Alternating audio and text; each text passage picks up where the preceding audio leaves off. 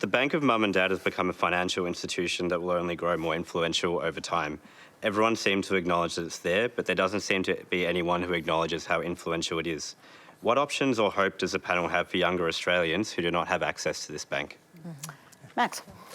Yeah, great question.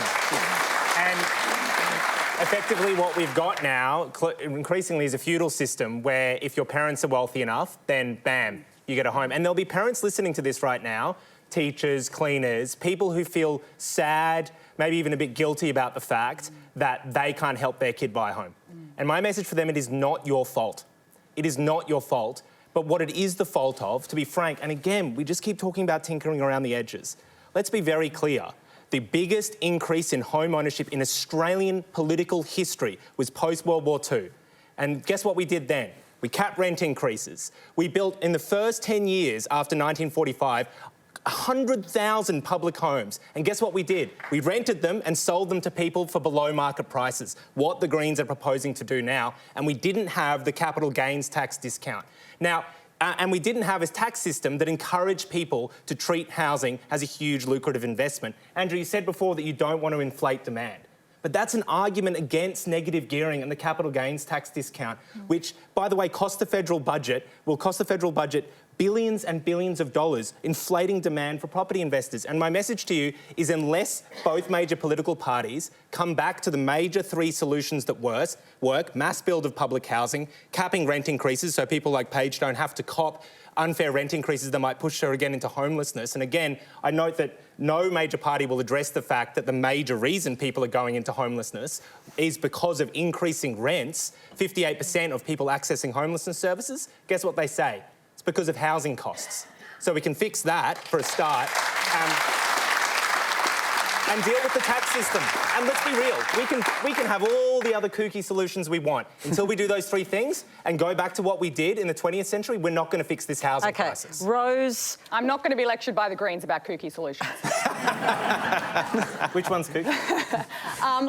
Sorry, PK. No, do you think everything should be on the table? Would you like to see your federal colleagues look at capital gains tax concessions, negative gearing, all of it? Yeah, so I am for everything on the table. But here's one thing that I won't do, which is take the easy route for a state politician and say, oh, well, actually, it's the Commonwealth's problem. They have to fix their tax system in immigration, or it's just actually local government. We need to change the way individual DAs are assessed. Both of those abdicate the responsibility that I have as a state politician to play a role and control the things that I can control. So sure, yes, I encourage every level of government to take seriously the responsibilities that they have, and that requires me to do the same. So as a state politician, in answer to your question, I absolutely agree that the current arrangements, as we said in answer to the very first question, are unfair.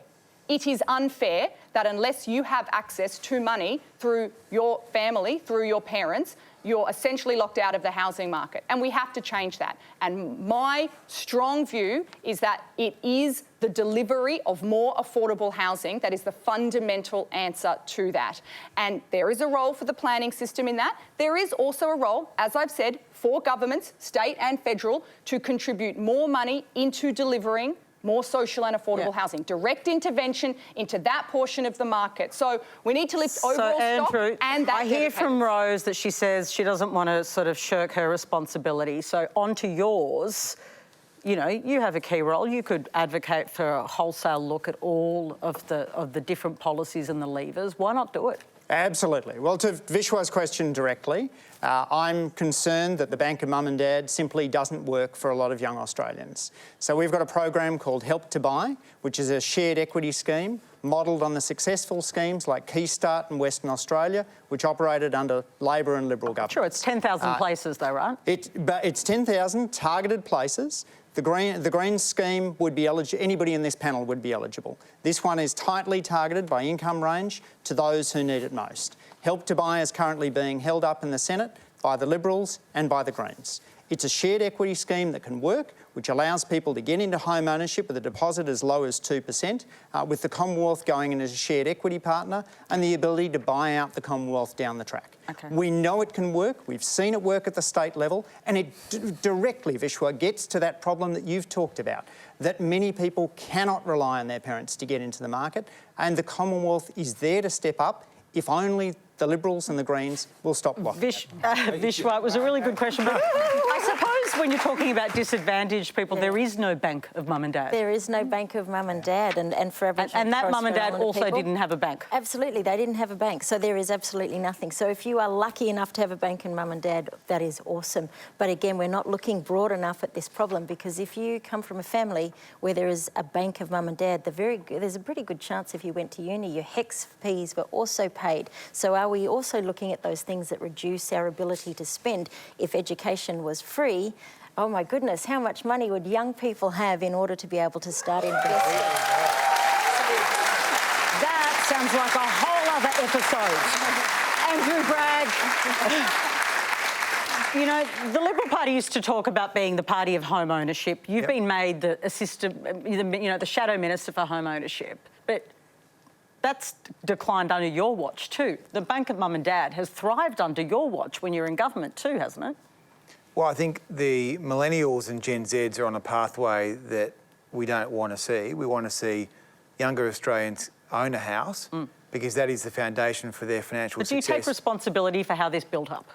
Look, I think there's been a lack of supply for the last few years. Obviously, the issues are much more acute now under the current government, but I understand you're trying to make I just think it's a longer running broader problem. point, and I accept that. And my point is we want younger Australians to get access to housing because that is the key to their financial future. It's not another scheme or another government program. I think housing is at the centre of what we can do for young people, and that's why we're very committed to it.